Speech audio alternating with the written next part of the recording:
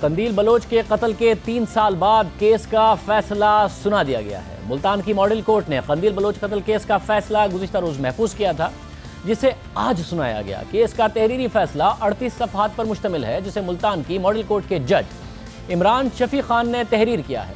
عدالت نے ماڈل قندیل بلوچ قتل کیس کا فیصلہ سناتے ہوئے مرکزی ملزم اور مقتولہ کے بھائی وسیم کو عمر قید کی سزا سنائی ہے، جبکہ مقتولہ کے ایک بھائی عارف کو مفرور قرار دیتے ہوئے باقی 5 ملزمان کو بری کر دیا ہے۔ بری ہونے والوں میں قندیل کے بھائی اسلم شاہین اور مفتی عبدالقوی بھی شامل ہیں۔ تحریری فیصلے میں لکھا ہے کہ مرکزی ملزم وسیم نے پہلے پولیس اور پھر میجسٹریٹ کے سامنے اعتراف کیا کہ اس نے اپنی بہن کو قتل کیا ہے۔ فیصلے کے مطابق ملزم محمد وسیم نے اپنی بہن فوزیہ امین عرف قندیل بلوچ کا غیرت کے نام پر قتل کیا۔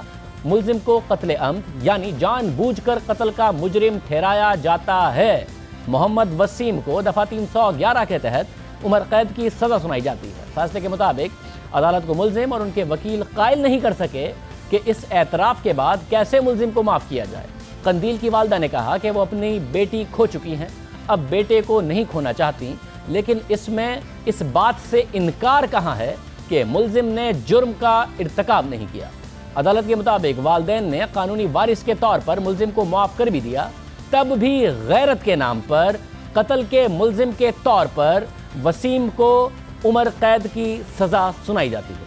فیصلے کے مطابق استغاثہ دیگر ملزمان پر الزامات ثابت کرنے میں ناکام رہی ہے۔ عدالت نے مقدمے میں نامزد مقتولہ کے دوسرے بھائی اسلم شاہین اور کزن حق نواز کو بری کرنے کا حکم دیا۔ اس کیس میں نامزد مفتی عبدالقوی کو بھی بے گناہ قرار دیا گیا ہے۔ کیس میں نامزد ٹیکسی ڈرائیور عبدالباسط کو بھی بری کر دیا گیا ہے۔